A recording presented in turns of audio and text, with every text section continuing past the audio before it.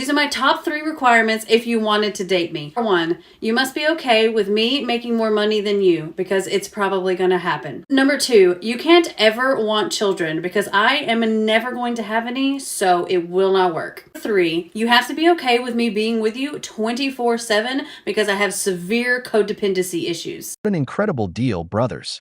Honestly, women are completely delusional. She lost me when she brought up money. Brothers, she should just get a cat.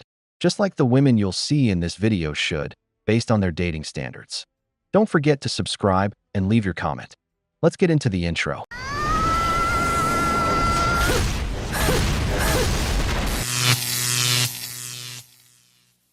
The reason why I think it's so important for a man to bring value to a woman's life is because the world is designed for women to be single. There's more for us to get out of life if we're single. Things start becoming free. We start getting invited to like a million different things. People want to take care of you as a woman. They want to invite you to parties. They want to invite you to events. And so when a woman locks herself down with a man, she is closing off a lot of opportunities to be with him. And if he's not providing a value to her, or at least matching like what she would have been losing out on, then being with him is a loss. Like, she's taking a loss to be with him. You guys know I was in a relationship like pretty much all of last year. And obviously when you're in a relationship, you're loyal, you're not meeting new people, you're not like taking the opportunities that are being presented to you, like free things that are being presented to you. But now I'm single, and like obviously the same opportunities and better are being presented to me. Now I'm actually taking them. And I'm just reflecting on the last year and thinking about how much I missed out on while being with this person. Not that I regret it, and not that I would do anything differently. Like, I love this person very dearly. So like, obviously like that was the choice I wanted to make, and I would do it again in a heartbeat. But for someone new to come into my life, they have to somewhat match that level of like the life that I'm living right now while I'm single, and all the things that I'm getting, all the dinners that are getting paid for, that sort of stuff. So if he can't even match that, like, why would I give up what I have now, like all these opportunities, for somebody that's like not even measuring up? Sorry if that's harsh. Gotcha, bitch! I want you to look at 2 things she said. The first one suggests that he left her, which is exactly what I would have done myself, because this woman is not wife material. But the second point is the key. She says that when she's in a relationship, she's loyal. What does that tell you? It tells you that when she's not in a relationship, she's out there taking advantage of her opportunities, going from bed to bed. Because in reality, those opportunities are nothing more than invitations from men who want to sleep with her. If they were other kinds of opportunities, like career-related ones, she could still accept them even if she had a partner. It's not that everything is free or that the world belongs to single women. It's that if you're physically attractive, there will always be plenty of men who want to take you to bed. That's why they invite you to places your own wallet wouldn't pay for. But let me tell you something. The older you get, the fewer of those so-called opportunities you'll have. And eventually, you'll regret not using those years to build something meaningful and valuable with a partner. I think I can't date men who don't have passports. They have to already have a passport with some stamps in it, unless it's brand new, because they had to get a renewal because they had too many stamps. If you're a person who dates men, there's only one question you need to ask them. I occasionally date men, not very often, like really, really not very often. Not usually my preference, but I do find myself from time to time interested in a man. And this is all you have to ask. You go up to them, or you message them or whatever, and you say, "Are you gay?" Because then their answer will tell them everything you need to know. Like, if they say like, "Ew, no," or like no, why would you ask that? Then you don't want to date them because they're weird. Like, it's an honor to be gay. And also I'm like, I'm gay. So like, why is that offensive? Best case scenario, they're bisexual. And then you're like, slay. Worst case scenario, well, actually no. Like, whatever case scenario, neutral case scenario is that they are gay and then they're not available. But it tells you everything you need to know. Cocaine is a hell of a drug. To the first woman, I'd say the passport idea is a terrible one, because the moment a man gets it, he'll realize there are plenty of women around the world who are more worth his time. As for the second woman, I honestly don't know what some people are smoking in the morning, but whatever she had must have been strong, because only someone foolish would come up with something that ridiculous. But the modern woman's IQ isn't very high these days, so we shouldn't expect much. Basic expectations you should have of your boyfriend. He should pay for everything. And if you're young and he's not at that place, he should be working as hard as he can to be able to one day pay for everything. He's the man. That's how it works. That's literally how it works. He should tell you immediately when he wants to date you. Your husband wouldn't want you to feel an ounce of anxiety, nonetheless, over him. He should understand that you're always right. You're a woman. He should be so excited to text you that if he doesn't text you for like an hour, you think he's dead. He should always show up looking his best and looking well dressed. You earned your place. Now you have to keep it. He should do everything for you. You think holding a bag in front of a man is humiliating to him. He should feel viscerally embarrassed if you pick something up. This is like, it just might just be me, but I love when men do it, and I love when they have like basic hygiene skills. That's grinds my gears. This TikTok is for my male audience. This is for the men of TikTok. I have something for you. I am constantly asked about dating advice, like, what do I do to get a girl?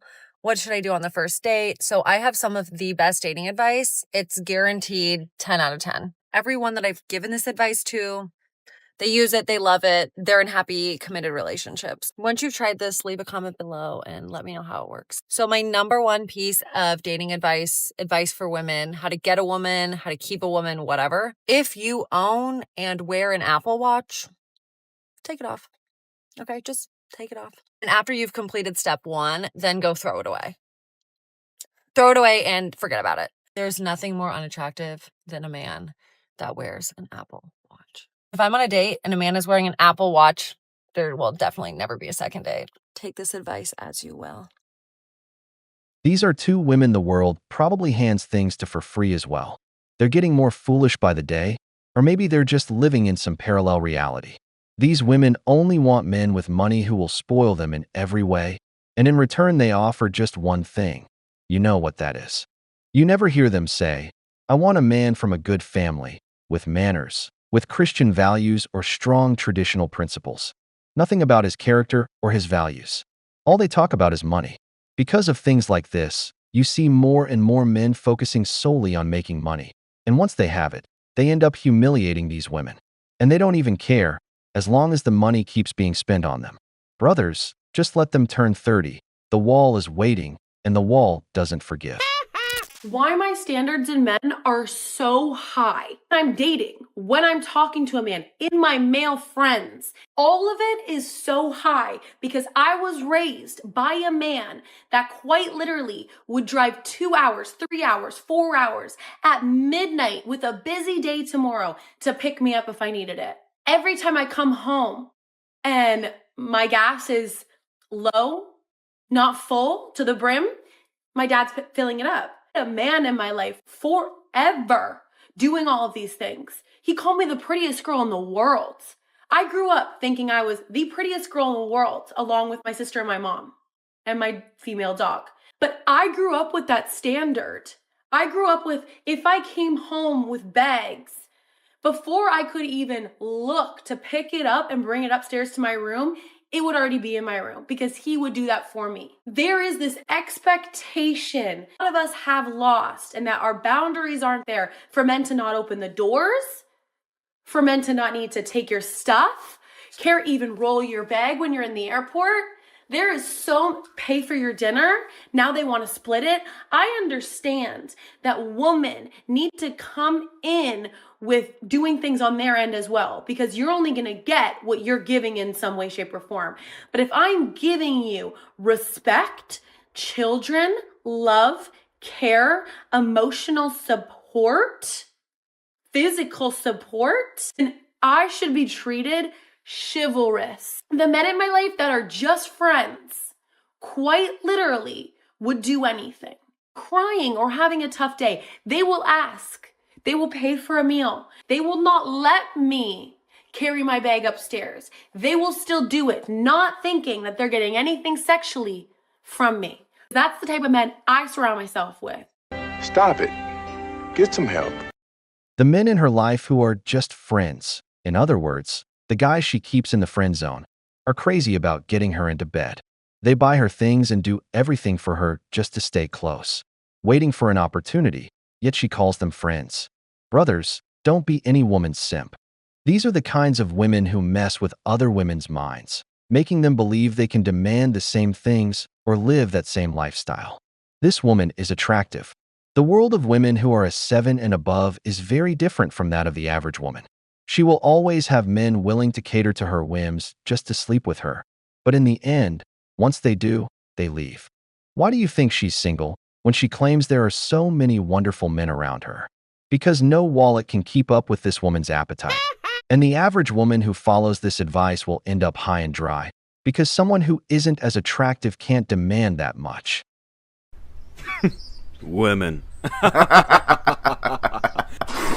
In honor of Valentine's Day, I'm going to talk about the 3 things I require financially from the men that I date. I'm 26, I live in New York, and disclaimer is that I am very single, so you can take this with a huge grain of salt. Number 1, he does not gamble in any way, shape, or form. And by gambling, I mean engaging in like low effort asymmetric risk. Think from worst to least, this is sports betting and then prediction markets and then options trading. But in general, if I just see like a consistent habit of getting super excited by the idea of getting rich quick, that is a red flag. And even with something like trading stocks or like swing trading, I need to see that he has a long history of being in the green and a strong thesis, or else I'm going to assume that he has a gambling addiction. Number 2, he makes at least 6 figures or is clearly on a path where it is about to happen. And that is for 2 reasons. 1, I think when you get into your like mid to late 20s, you need to start seeing results from all of the goals you set for yourself in your early 20s, whether that's like starting a business or like going to grad school for a certain career. And 2, I think that level of income is honestly my minimum for being able to enjoy my life without stressing about money. And that brings me to my last requirement, which is that he has a strong thesis on money with both how he handles it in his personal life and also how it fits into society. For example, I think I've basically reached like coast fire. I also believe in like working hard and taking risks while you're young, which actually guides a lot of my investment philosophy.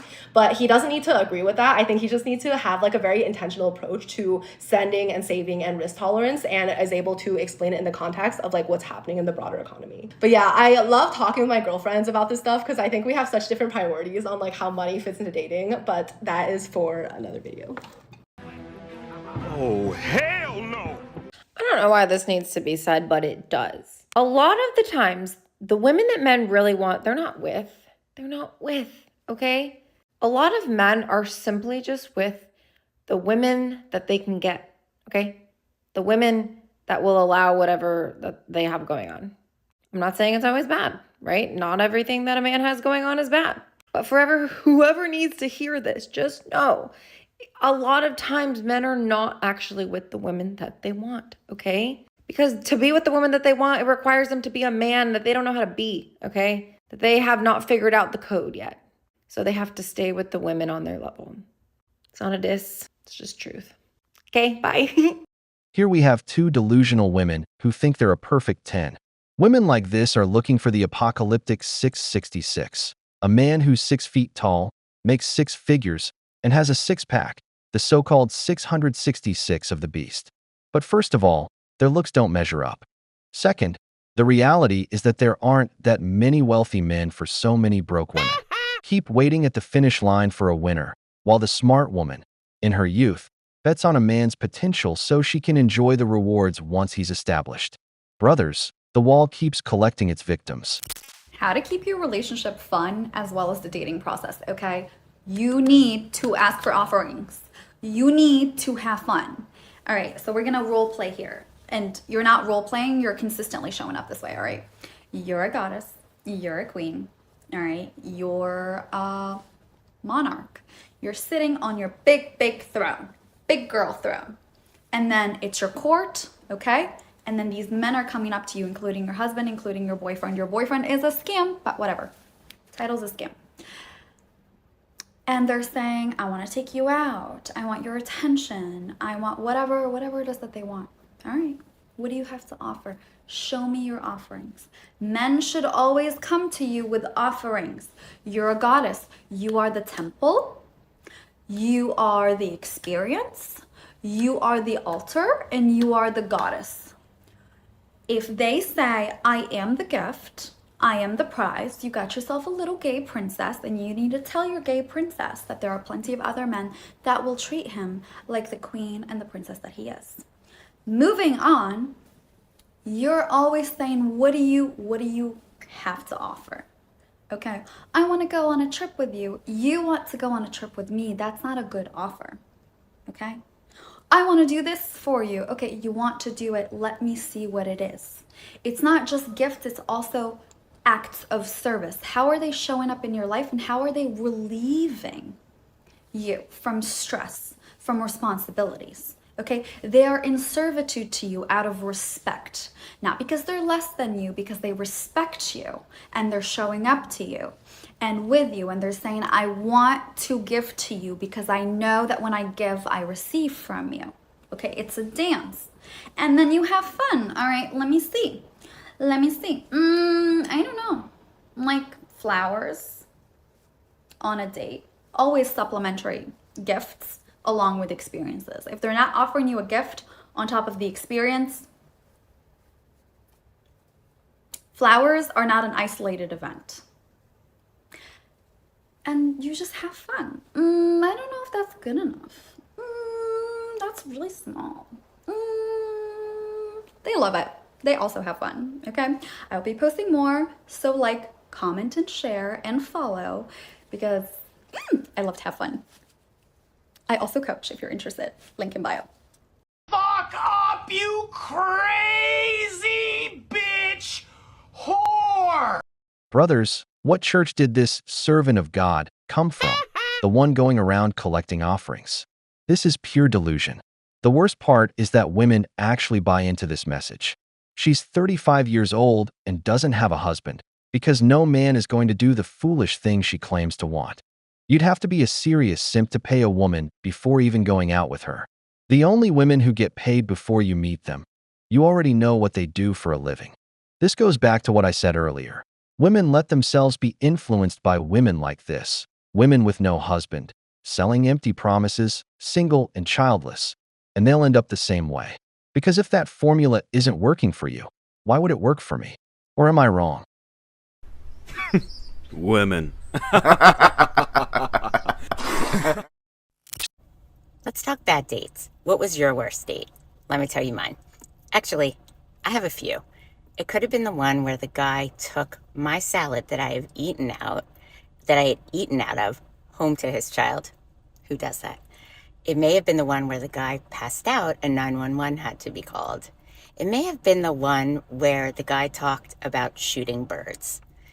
It may have been the one where the guy talked about God the whole time, and I'm not religious. Let me see, what else? It could have been the one where the guy asked me if he could ruin the date and leaned in to kiss me, and I said, no, out loud. That was great. Let me think. It could have been the one where the guy did not stop talking. He had to be on something. Like, he didn't stop. Like, loud, and the whole place was looking at him. Could have been the one where I ended up in the ER needing emergency surgery in the middle of the night. So those are just some of my bad dates. What are yours? You gotta share. Anyway, cheers. Happy Monday.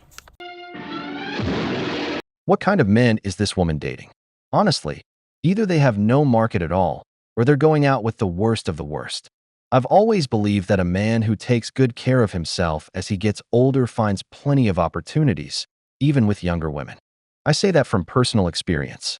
I truly think I've received more attention from women now that I'm older than I did when I was young. I see it with my friends too, the ones who take care of themselves, live disciplined lives, and stay away from bad habits. But women are on a downward slide. I think men are making them pay on these dates for what they used to put men through when they were younger. If you doubt it, watch the following videos. You're going to laugh. I only ordered one drink and no appetizer, and you had shrimp cocktail and 3 drinks, and you knew then that I would be paying half the bill. Good for you. Someday I might need you.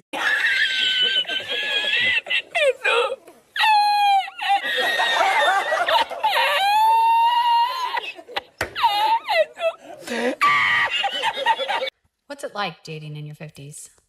I would compare it to pushing your tray down the cafeteria line. You know you got to pick something, but nothing looks good. Hi, my name is Lisa. I am 57 years old. I have been divorced twice, and in the last 4 years, I have been on 145 first dates. Can't wait to tell you all about it.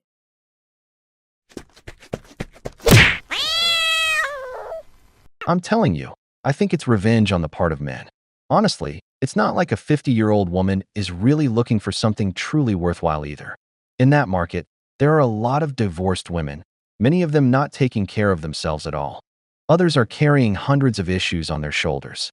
Don't you see a 50-year-old woman with 2 divorces and 145 dates and counting? That's terrible. Brothers, the wall doesn't forgive. It has become exceedingly obvious that if I'm ever to meet somebody, it is not going to be on one of these dating apps. Stephanie, 52 years old, single mom, or maybe just an empty nester. I don't know. Anyway, here I am. It's not going to be on one of these dating apps. If you've found your person on a dating app, can you please leave it in the comments? Like, what did you have to go through in order to get there? Because it's not like I'm picturing when I hear these people saying, oh, they met their husband. Was it like the first person you met? Did you have to go through all the active drug users and liars before that happened? Because I'm not just meeting up with somebody I don't speak to ahead of time. I mean, I feel like I've done a pretty thorough screening process, but yeah, it's not going to work for me that way. So I've realized that I'm going to have to get outside my comfort zone and like go a lot of different places because I'm fairly committed to, meeting somebody that I would like. However, I am not willing to go through any more Hinge horror stories to do it. So please, like I said, leave it in my comments if you've been successful and let me know how long it took you because maybe you're just more resilient or patient than I am, but I just can't do it. It just is so disheartening. And it's like, I didn't think I was looking for a needle in a haystack, but maybe I am. I don't know. But I'm definitely going to find somebody on my own in real life somewhere. Definitely not behind one of these apps. I mean, congratulations to you if you've somehow accomplished that because I am telling you, I have had everything from people that are, in a several year separation with their wife to people who are certainly riding that train, if you know what I mean, to just the whole spectrum, all of it. Yeah. But yet I have faith that somehow. God damn it! You can't make this shit up! A single mother at 52. Brothers, what a deal. The reality is that after 45, what you mostly find are divorced women who are single moms. Then they complain when men prefer younger women. But this is what's out there. So they get upset when the men who ask them out aren't the rich, great-looking guy they dream about at 52. At that age, you take what comes your way. If he's not sick or dealing with addictions, you've already won, because you don't have much of a market. Men aren't out there looking for older women. 55 and single on a Friday night, and what do I wish I had? A man friend. Just a man, a nice man, a kind man that is my friend, just my friend, that I wouldn't have to worry about hitting on me or getting a little handsy, anything to that effect. Just a man that is a friend to go watch the rocket launch with tonight and go grab a bite to eat. You pay for you, I pay for me. There's no dating to it or anything to that effect. Just a friend that is a man. So when I go down to the beach to watch the rocket, I feel safe and comfortable. Nobody's hitting on me. Nobody's, it's a thing. Now, when I was younger, I had a friend that was a man friend. He was my best friend, Sean. Sean was his name. He was my buddy. And you know what? I could sleep in the same bed with him and never worry about anything. It was amazing. And that was one of my favorite friendships in my entire lifetime. So yeah, a man friend. That's what I'd like to have. Oh, hell no! Ma'am, at that age, no one wants to waste time being a simp for a 50-year-old woman. If a man, after more than 30 years in the dating world, still hasn't learned and allows himself to be put in the friend zone by a woman who's 50 or older, he needs to take a hard look at himself. He should see a psychologist because he's got issues. At that age, you should be looking for a husband, at least someone who still wants to spend his remaining years by your side. This whole dating thing, especially at my age, over 50, is just bullshit. Like, I had a date on Monday, met him through Facebook dating app, seemed super normal, just kind of average guy. Date went great, good conversation. We talked about going to concerts this summer. He's like, hey, what are you doing for my birthday in June? We can go to Mexico. I was like, simmer down, dude. We just met.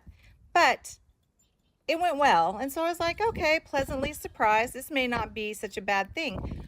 Well, today I'm scrolling on Facebook, and because we became friends on Facebook after Facebook dating, something popped up that somebody had liked from back in February. And guess what it was? Oh, it was him in a relationship.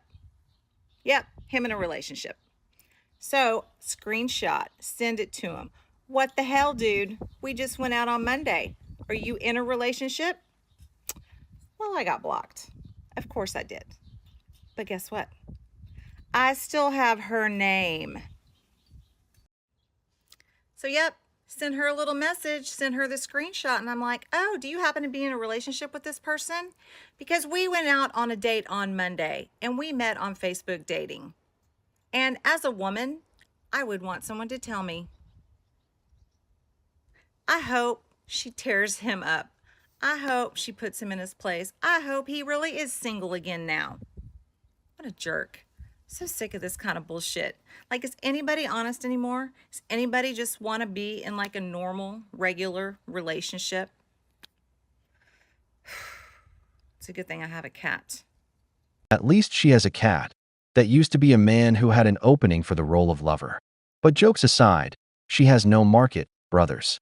Women who leave their husbands because it's trendy, thinking the grass is greener on the other side, usually end up regretting it. First, a man who's been married for a long time tends to have better luck finding another partner because he demonstrates stability in a relationship. Second, a woman at that age simply doesn't have the same demand. Just think about it. If both are 50 when they separate and the guy still looks good, he'll look for a woman who's 40 or 30 or even younger because men tend to date down in age. A woman doesn't have that same advantage. So men, take care of yourselves because the older you get, the better the market becomes for you. I don't have even kind of a boyfriend. Not even kind. I don't have someone that I'm texting that's a guy that might someday be my boyfriend. There's nothing going on right now. That's pathetic. Yeah. This is going to ruffle some feathers, but I truly believe being a woman in your early 30s and single is truly the hardest. Societal pressure is at an all-time high to be in a relationship. Most of your friends are going to be in relationships, they're going to be married, they're going to have kids. So you're going to feel that pressure even more, and sometimes you're going to feel extremely isolated. Constantly deal with people asking you about your relationship status. Why aren't you dating? Who are you dating? The fear starts to kick in that you're running out of time. Pressure to settle for someone who might not actually fit the things that you're looking for. There's such a limited pool of men that are actually available. Most 31-year-old single men haven't really done the work. Jesse from Summer House, for example, he's going to jump from one girl to the next because he's tall, probably has a good job, lives in New York. So men that are in their early 30s are not really an option for us. And dating older, they're typically creepy or they just want a trophy wife. And dating younger, they're just mentally not there. Probably aren't looking for the same things. It's so challenging to manage a career, struggling to navigate the dating scene, actually find a meaningful connection. Then you also hit this point when you're in your 30s where you're really secure in knowing what you want, actually okay being alone, but you're worried about people labeling you as undesirable or unsuccessful because of your single relationship status. Like you're missing out on experiences that you would have if you did have a partner. Admittedly, I am a little bit fixed in my ways when it comes to my routine. When I was in my 20s, I was a bit more spontaneous with my day-to-day, and you're going out a lot more. So as of right now, I am not dating. I am just focusing on my friendships, my career, and me, and that feels right. These women are single, and just by listening to everything the second woman said, you can see why. And what's this about? I'm focused on my friendships? Come on, your friends are focused on their husbands. That's why they ask if you're seeing anyone, because you're starting to look like a potential threat. Think about it this way. Your friends are probably around your same level in terms of status and looks.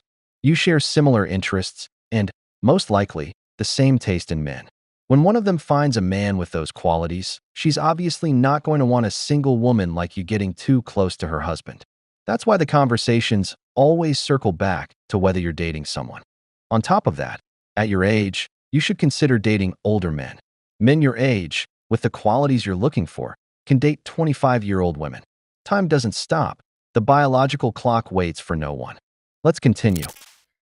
So here I am, single, in my 30s, and dating. And oh my goodness, it is freaking hard. It is really hard to date in this world. It's even harder when you're someone who has just been in long-term relationships for such a long time and you haven't even dated. So you don't even know what this world is like. And recently, it's like, it just feels like it's just a constant, like, you see someone, it's going really good, you get to like the 2-month mark, and then all of a sudden it's like, no, this isn't working out. And it's so hard to be so vulnerable and put yourself out there and put your heart out there and your soul, and then somebody to turn around and just be like, you're incredible and amazing, but no. And then you have to rebuild yourself from there again. How do we do it, and why? Why do we do this to ourselves? What separates me as a misandrist from feminists is that my hot take is that you cannot cheat on men. This has to be rage bait, right? No one could be that truly special.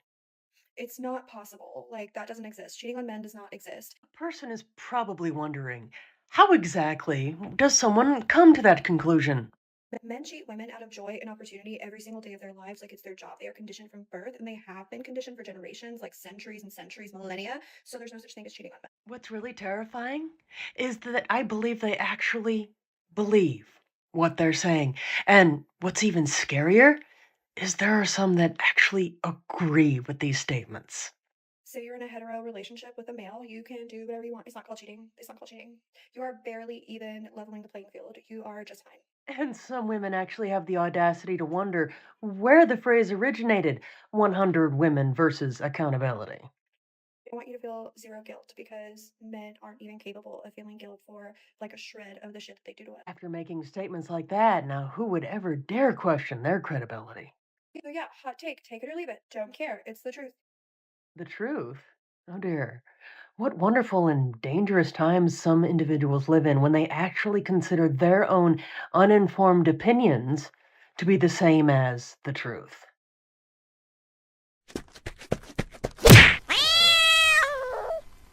Do you know why that 30-year-old woman's relationships fall apart after 2 months?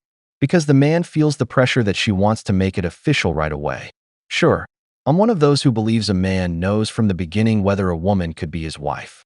But if men keep leaving her, it's because they sense what she's really after, the ring, locking things down immediately. As a man, I believe in taking your time. As for this misandrist, they're even worse than feminists. They compete with each other to see who hates men more. This doesn't get better, it only gets worse. And the sad part is, I hope women like that never have sons, because they're the ones who morally damage them. Or like many modern feminists who want to push their sons into being LGBT, all that strange woke stuff, because they themselves are so broken. Brothers, be careful with these women. Okay, I have a question for single men in their 30s who have their life together and just haven't found the one yet for some reason. So if I was a single lady in my 30s and I wanted to meet you, where would be the best place to go? Just asking for a friend. Please let me know in the comments. Thanks. Dating in your 30s becomes literally just like looking for a breeding partner. Like, it's like you're going to a sperm donor bank and like lining up the genetics and just like choosing who you want to be your future children's dad. Like, you've already been through all the cute stages in your 20s, like saying I love you and going on your like first dates and trips together. Like, I don't want to meet your parents. Like, I do, but like, it's not cute anymore. Like, and then like waiting for the milestones and like falling and like seeing what happens. Like, no, are our kids going to turn out cute? Are they going to be smart, athletic? Like, are we gonna like make a good couple and like last forever? And like then I'll get to know you and like hopefully, you know, we get along great and like it lasts forever. But first things first, like again, it's just not cute anymore. Like but you never settle. You never settle. It's not like before where you go in blindly. Oh, hell no! That's the problem. You're never satisfied. Ma'am, look for a man you can build a life with. No relationship comes with a guarantee of success from day one. Just pay attention to the basics. Does he have a job? Is he responsible? Does he treat you with respect? That's why many women end up alone. They're out there looking for a guy who checks every single box and with whom they'll never have a single issue. To the woman who wants to meet men, first, remove the tattoo from your arm. Second, go to sports bars, cafes and busy commercial areas, games like MLB matchups. I would have said the gym before, but that's pretty much ruined now. Talk to your friends' husbands. They might have a friend they can introduce you to. I'm not judging her. She's putting herself out there. I just hope her standards aren't sky high when it comes to finding someone. This is a message for the single girlies in their 30s. I have something that you absolutely have to hear, and this is coming from someone that met my husband at 35. I got married at 38 and just had my first baby at 39. So I get it. It is rough out there, and this is what you need to hear. I just got off the phone with my younger brother, who is 37. He lives here in Austin. I asked him, "What are you up to tonight?" It's a Thursday. And he said that he has two of his guy friends coming to his apartment, and together they're going to practice a new recipe because one of these guys met a girl online dating and wants to make this recipe for her. And so they're all going to make it together and make sure it's good enough. Are you kidding? Like, how wholesome and amazing and sweet. And I just couldn't help but share this because I know how it feels to think like all the good guys are gone. And these are three guys in their mid to late 30s that have great jobs. They are single, never been married, no kids, and they are looking for their wives. They are looking for their soulmates. They want to have families. And I just had to share this because I remember that feeling of there are no good guys left. They've all been married in their late 20s and it's too late for us. And it is not too late.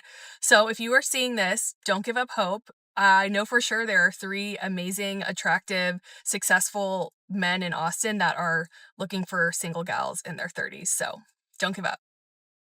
Personally, I like seeing men out there looking for a wife because this country needs fathers. For me, winning a woman over means studying what she likes and getting to know her interests. That helps you plan the right kind of date.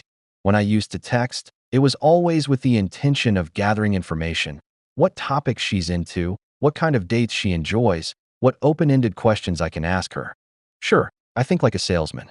And as a salesman, you study your customer to present your product. In this case, the product is you. A recent study shows that more than 50% of women between 25 and 40 haven't been on a decent date, one where they truly felt special. That kind of date usually comes after the first one, which is typically just coffee. What I'm telling you is this.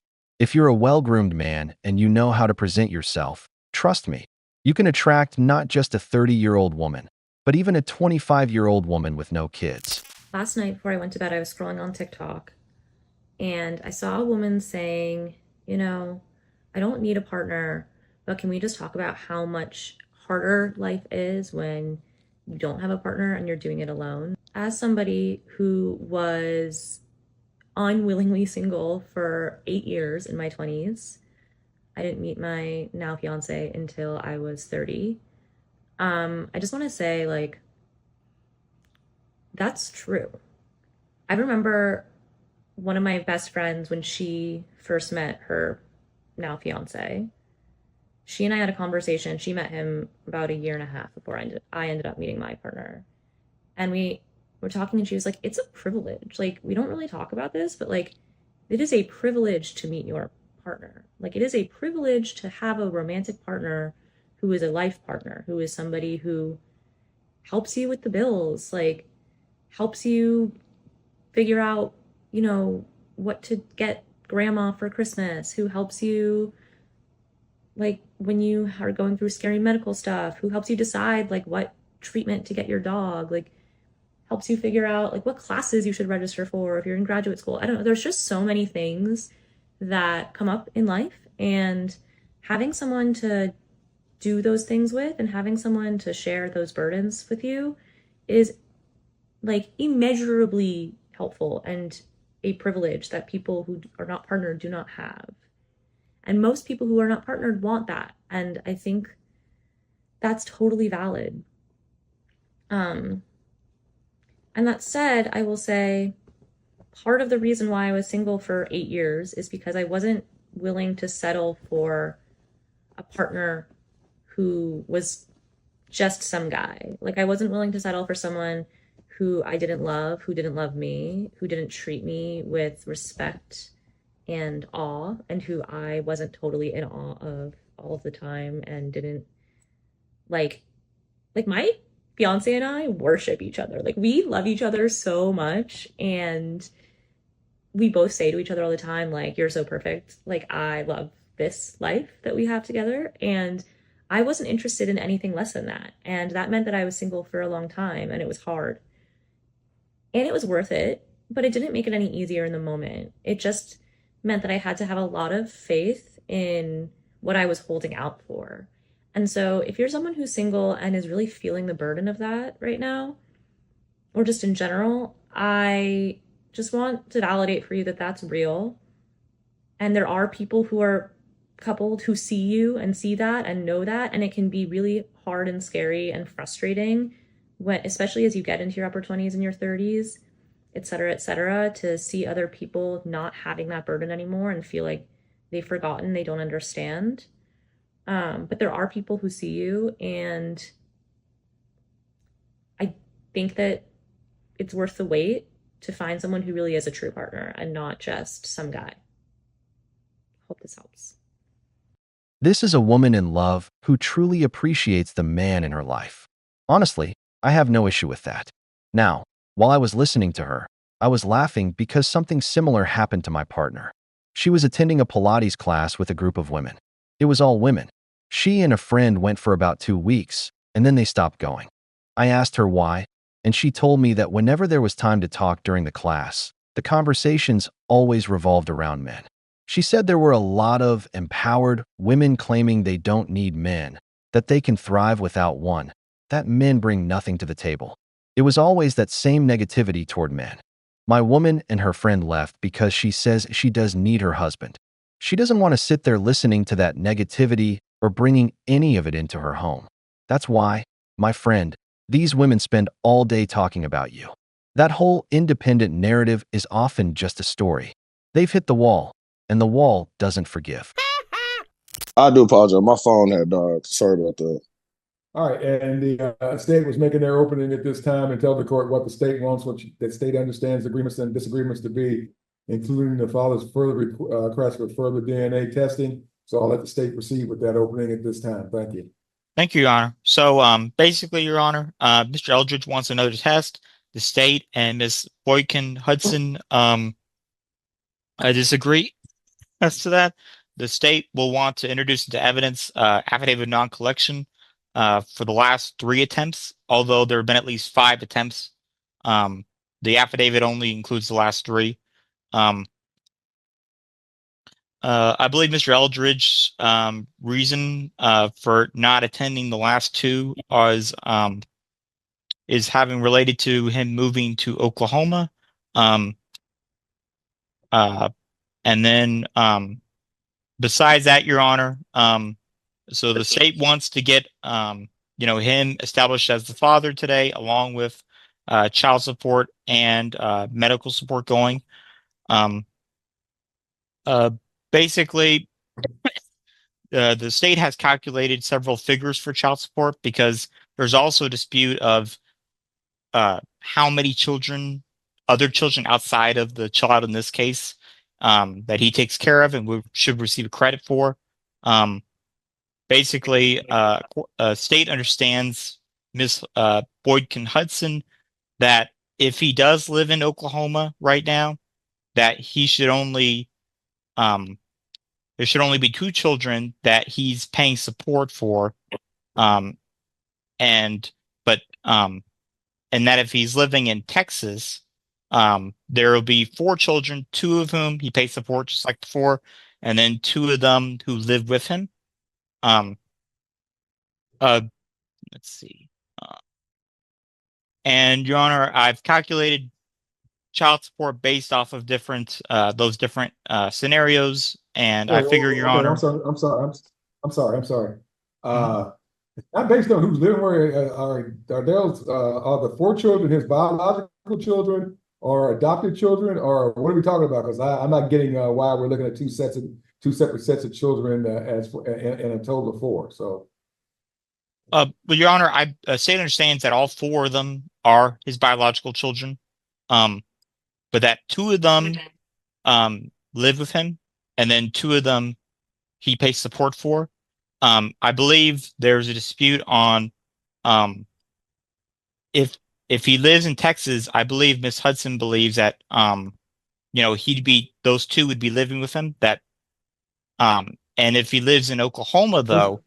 Mr. Wells, it doesn't matter. He gets credit if those are his biological children. He has a legal obligation to support them. So no, it doesn't matter where they are or who they're with. They're his kids. They're his kids. Okay, I got to include all four. That doesn't. It's not based on where he is and where they are. It's solely based on whether or not they're his legal responsibility. Even if he hasn't been already ordered to pay child support for him, he could be ordered to pay child support for him tomorrow. So again, it's four in as one in and four out, Mr. Welch. Yeah, that's just the way it has to be. So thank you. Yes, Your Honor. And I guess that's about it, Your Honor. All right, Mr. Eldridge, here's the problem, sir. The law's kind of exact on when people don't show up for DNA tests. I'm supposed to go ahead and find, based on that evidence and that evidence alone, that they're the biological parent. And I can order child support based on that and that alone. So I'm going to go ahead and let the state call you and Miss Boykin Hudson as witnesses. But again, sir, I know you're not a lawyer, but believe me, that this is well settled at law. What happens when people don't show up for their DNA testing? So, but I'll let the state ask you what those circumstances are and see whether or not there's an exception to what the court needs to do on this one. So at this time, I'm going to ask both of you to raise your right hands, and I'm going to put you both under oath. Sir, you need to unmute yourself. Do both of you solemnly swear or affirm me testimony you're going to give here today is the truth, the whole truth, and nothing but the truth to help you? Yes, sir. I do. All right, you're both officially under oath, and the state may proceed and call your first witness. Thank you. From what I can see, this man is paying for two children who aren't his. Apparently, due to moving issues, he wasn't able to take the DNA test. We're talking about someone who has known for quite some time that these kids aren't his. The legal point here is clear. A court can establish paternity and order child support when the alleged father fails to appear for DNA testing, because the law allows a determination based on procedural default. In other words, if you don't show up for the test, the judge can legally assume you are the father and set the financial obligation. Financially, that means a man can be tied to years of payments without definitive biological confirmation. But are there consequences for paternity fraud? No. Women are not held accountable for that. Thank you, Your Honor. State calls Ariel Boykin Hudson. What is your full name? It's Ariel Danae Boykin Hudson. What is the full name of the child in this case? Jillian Victoria Boykin Hudson. When was Jillian born? September 9th, 2016. So how old is she? She's 8 years old. Who is the father of Jillian? D'Anthony. Do you have any other children with Mr. Eldridge? No. Who does Jillian live with? She lives with me. Where do you live? I live in Sacramento, California. Where does Mr. Eldridge live? To my knowledge, he lives in Killeen, Texas. And how do you know this? I do believe his sister shared that information with me. I keep in contact with his younger sister. Are you aware if Mr. Eldridge has any other biological or adopted children? Yes. How many? I believe there's 5 others. So 5 besides Jillian? Yes. To my knowledge, yes. What health insurance does Jillian have? Right now, she has Medicaid through California. You know what Mr. Eldridge does for a living? No.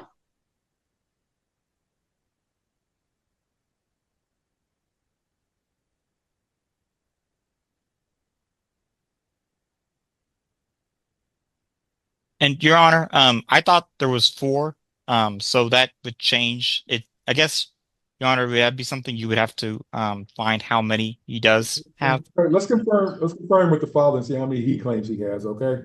Mm-hmm. I have 5 Before we- altogether. I have 5 altogether. Okay. Well- Stop. It's not your turn. It's not your turn to testify yet, sir. Sorry. Sorry, my bad. Don't worry. You'll be called as a witness in just a moment. I know you. That's the way that works. Okay. Anyway, you may proceed with finishing up your testimony with Ms. Boykin Hudson. Thank you. Would you be okay with Mr. Eldridge paying child support based off of minimum wage of $7.25 per hour? Yes. Although that doesn't coincide with the minimum wage here in California, I would still be willing to accept that. And Your Honor, minimum wage for both Texas and Oklahoma is the same at $7.25. Yeah, I know. Yeah, I know. We get a lot of Oklahoma cases. Yeah, all right. Not a problem. You may proceed. And Your Honor, passive witness, but Your Honor, I would like, once the court has figured out where Mr. Eldridge does live, to be able to come back and ask her if she's okay with the amount of child support and medical support, because All right. Oklahoma has income. Income tax? Right. They have an income tax. All right, got you.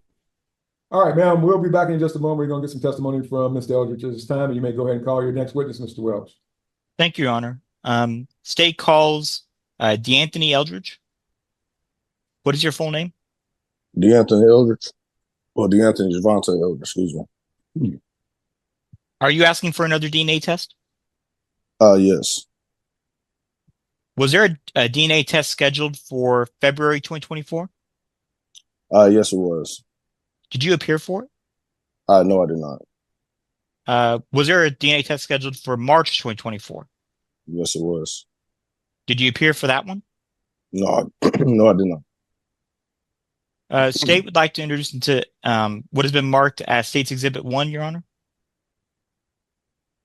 All right, folks, this is State Exhibit number 1. You can't see it very well, but this is the letter from DDC that states there were 3 additional times that there was a DNA test scheduled for Mr. Eldridge that he did not appear. I'm gonna first off, I'm gonna go ahead and ascertain whether or not there's a legal reason why this should not come into evidence, and then I'm going to have the state confirm the circumstances with Mr. Eldridge if I do let this in evidence. Why what were the circumstances for him not appearing in these additional 3 times?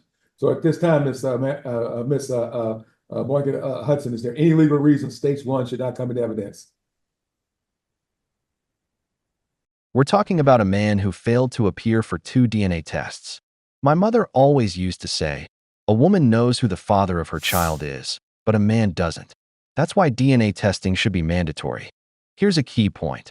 In family law, when the alleged father does not appear, the judge can interpret that absence as sufficient grounds to establish paternity and set child support. Now, this man claims he has 5 children in total. He clearly hasn't been wasting any time. What's unclear to me is how much they're going to make him pay on $7.95 an hour. That's barely enough for him to survive. But if he really wanted to get rid of this problem, why didn't he go to the test? Let's hear his side. But first, let's continue. Evidence as to why he didn't do it or why I didn't. No, ma'am. No, is there any legal reason this document should not come into evidence, ma'am? Just the document itself. You're your own lawyer. I got to ask you that, ma'am. Do you have a reason? No. Never mind, ma'am. Okay, thank you. Okay, Mr. Eldridge, is there a legal reason this should not come into evidence, sir? No, sir. All right, States 1's admitted. You may proceed, Mr. Welch, and ask Mr. Eldridge about these circumstances. Thank you. Thank you, Your Honor. So, Mr. Eldridge, for the first test that's listed on that document there, the May 2024 test, did you appear for that one? No.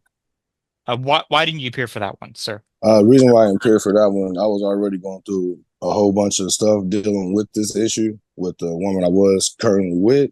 So I was pretty much in and out of the house, arguing, going back and forth. So I really ain't have.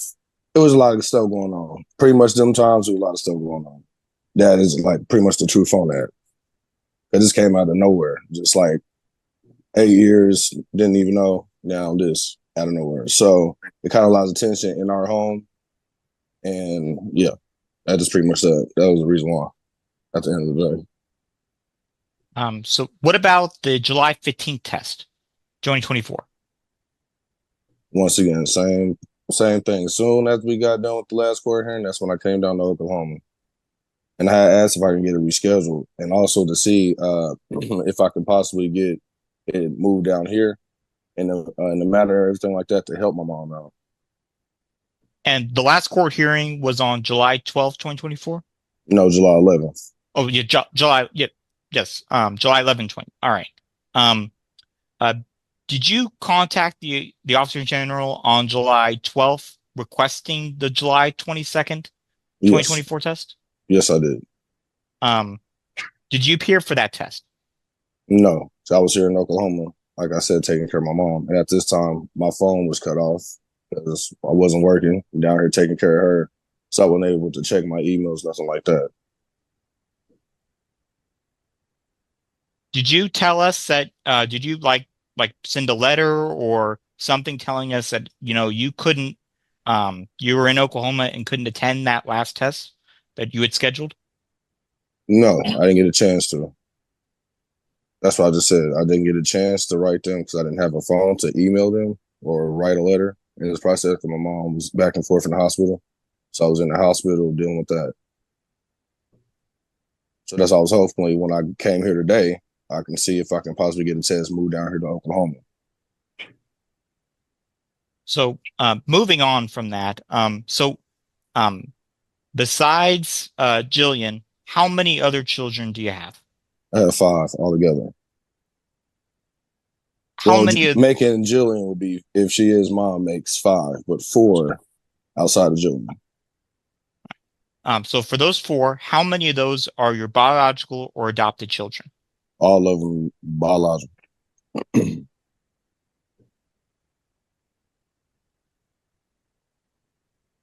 What do you do for a living? I'm a landscaper right now. I How just much got do you- this gig. I get paid about like every job. So when the job is done, roughly probably like 200 or 300. Do you have any other sources of money coming in? No. Do you have access to health insurance for Jillian if you are ordered to provide that? I have to apply for it, but my job doesn't give health insurance. What about dental? No. Are I would have you to pay for everything out of my pocket, pretty much. Are you a former veteran or a police officer? No.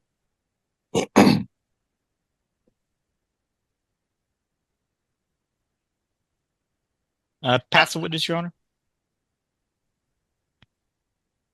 All right, then, Mr. Welch, any other witnesses you wish to call at this time? You need to call the mother back on redirect, or is that it? Your Honor, I would like to, well, The truth is, this man is a mess. If we look at the record objectively, he admits he missed several scheduled tests and didn't file any legal objection when the document was admitted into evidence. In procedural law, that's decisive. When you repeatedly fail to appear and don't formally challenge the evidence, the court has sufficient grounds to move forward and establish paternity. Now, I don't know if he eventually took a test, because his claim sounds legitimate. Although with 5 children, it's entirely possible the child isn't his. But let's keep going. Your Honor, I guess what I need, Your Honor, is that, is he living in Oklahoma or Texas, I guess, Your Honor? So I can ask her for both estimates if she's all right with that, but Okay. Well, thank you, sir. Mr. Elwood, do you plan on staying in Oklahoma? Yes, sir. All right, but you haven't been there a total of 90 days. You haven't been there a total of 90 days yet, right, sir? I've been here since July. Yeah, since like July 12th. I've been here. July 13th. No, July 13th. Excuse me. Okay. Right now, Mr. Welch, it needs to be based in Texas because he's not a legal resident of Oklahoma for another 90 days. So, and I'm probably looking at making this a temporary order. So you may proceed. Thank you, Your Honor. Your Honor, can I have just a few minutes just to make sure I got the calculations right, Your Honor? Not a problem. Thank you. All right. All right, Your Honor. I think I'm ready to ask Miss Hudson there if she's all right with the figures. All right, go right ahead. Thank you, Your Honor. So would you be all right with Mr. Eldridge if he is ordered to pay cash medical of $11 monthly starting October 1st, 2024? Yes. So what about for current child support of $156 monthly starting October 1st, 2024? I'm okay with that. Pass the witness, Your Honor. All right, then. I'll listen to closing statements and then give the, I'll let you make a closing statement, a closing argument. And then keep it in mind, then I am looking at going ahead and doing a temporary order. I'm going to go ahead and temporary order the father to pay child support in this matter because this is on him. He missed at least 3 while he was in Texas, and that's all I technically need to go ahead and make this a final order. Mr. Eldridge, that excuse that you had other things going on just doesn't fly with the court, sir. You got to take care of business. Otherwise, it is where you don't pay your income tax by April 15th. Guess what the IRS does to you? Okay, same deal. You got to follow what they're supposed to do. So again, I'm at best, at worst, going to go ahead and set up a temporary order you to pay temporary child support. And I'm thinking about going ahead and doing this as a temp and coming back to give you the opportunity to do that DNA test one final time. But I'm not looking at giving you more than one shot at this, Mr. Eldridge, and that's it. Okay. But anyway, I'll let the state go ahead and, based on what I just said, what would the state be requesting? Because again, I'm looking at child support starting October 1, cash medical starting October 1, letting him have the opportunity to go ahead and take the DNA test, and we'll come back in December. But when we come back in December, he had better pay every dime of that child support for October, November, and December 1st. Otherwise, I'm not going to allow him to testify. I'm not going to allow him to evidence any DNA test. Well, we'll see. All right. But again, the court is going to, be very stringent about his support of this child because, again, I hadn't heard anything, Mr. Eldridge. And I'm going to give you a chance to make a closing statement too, sir. This shows why this is not 100% your fault at this point. All right. Thank you. State may proceed. Thank you, Your Honor.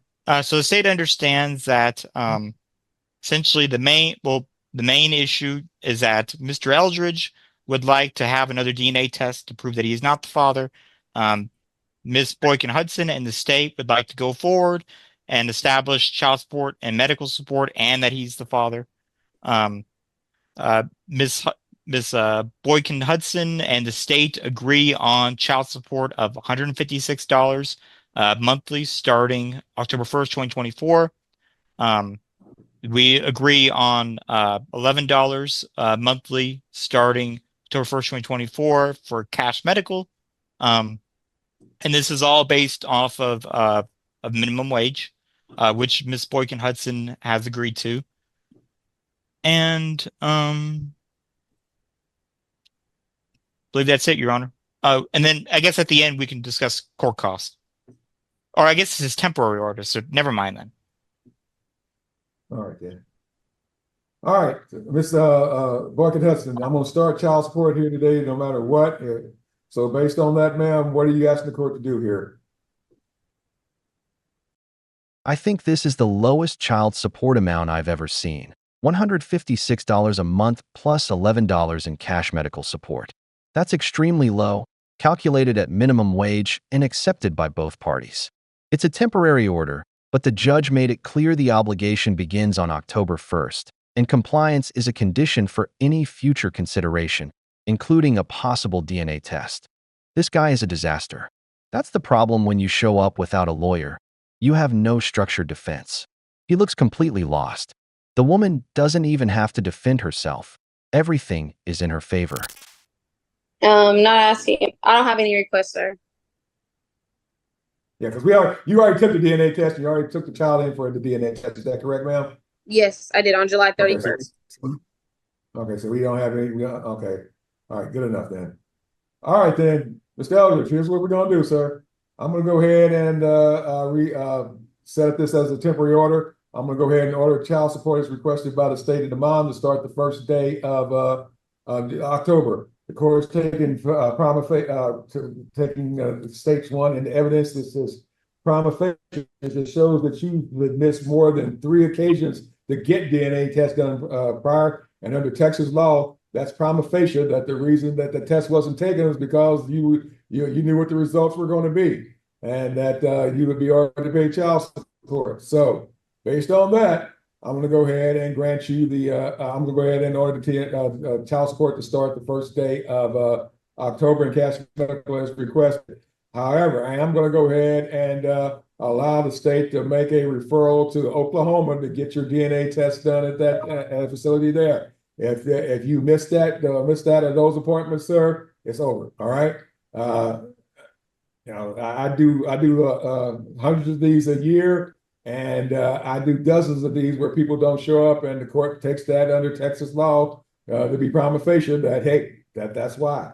So so I'm going to go ahead and do that. I'm going to ask the state to do a reset to December. I just gave the December date, brand new one, so that one shouldn't be filled up. I think it was the 12th, but I may be wrong. But you can confirm that with Miss. Well, let me just look at it. Shoot. Let me bring up the calendar, and I will tell you precisely what that new. Yeah, that new date was December the 12th. So I'll reset this matter for that date and to give Mr. Eldridge the opportunity to get that testing done. And so you're on the clock here, sir, because now we got to do it out of state. And so it's going to take a while for the state to get that set up, but they should be able to get it set up long before November, and you're coming back in December. But in the interim, you need to pay child support for all 3 of those on all those occasions, and the court will be reviewing that and making a determination. And I'm sorry, and I'll make all the final order determinations as required. I did not hear it, Mr. Welch. Was the referring state asking for retro? No, Your Honor. Okay. All right. Good enough. All right, then, Mr. Eldridge. Question, sir. I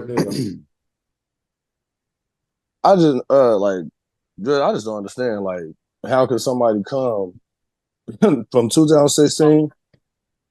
Didn't even know the child existed. I was told she was have abortion and skedaddle back to Sacramento. Come back into my life now and trying to put this on me. I just don't see how that's allowed. That's just some bull crap to me. So that's why I said, sir. I'm sorry, I'm sorry. Stop. My fault. Because I'm getting ready to go nuclear on you, and you step back in Texas, there will be a warrant standing for your arrest. That language is not that bad, but you don't get to talk to the court that way. Understood? I do apologize. This is my court of law, sir. If you were standing right here next to me, the deputy would be taking you away. You know that? Do you see why representing yourself is the worst thing you can do when it comes to the law? If you're a man, you're guilty until proven innocent. You have no advantage. The judge correctly applied Texas law. Multiple failures to appear for DNA testing constitute prima facie evidence sufficient to presume paternity. Even so, instead of shutting the door completely, the court issued a temporary order, set low child support, and authorized one final opportunity to take the test in Oklahoma. In other words, procedurally the judge was strict but balanced. What he said next made the judge explode. I have to say, whether it's over child support or an inappropriate comment, you can end up in jail just like that. He said he didn't know about the girl. I understand his frustration. Having a child suddenly show up in your life is one of the worst things that can happen. It's a problem you didn't have before. But look at how angry the judge was and everything he told him. Yes, sir. So, I do apologize. Sir, it's allowed. It's allowed. I'm sorry. If you don't think it's allowed, then you have the absolute right to go pay a lawyer to try to set this aside or stop it. You got that opportunity as well as this. But I'm telling you, sir, it's allowed. In fact, it's allowed to 2 years after that child turns 18. Yeah. Okay. So it is what it is. I know what the law is, and obviously if you don't know it, then you got to hire somebody that can tell you what it is, sir. So it is allowed, and that's the court's order, and it's binding. So, what do you have any legitimate questions, sir? Because No, again, I'm good. No, sir. that's the No, court sir. order. No, sir. Okay. I'm good. Yeah. Yes, All sir. right. All right. Thank you, sir. Anyway, Mr. Welch, I'm gonna go ahead and I'll ask you to prepare that order and go ahead and find out where Mr. Eldridge is. I'm not sure where he is in Oklahoma, but set up the proper DNA testing at this time, and we'll take it from there. But for right now, the court's gonna go ahead and order the temporary order. And Mr. Eldridge, we come back. DNA test is positive. Obviously, this becomes your responsibility until the child turns 18 or graduates from high school.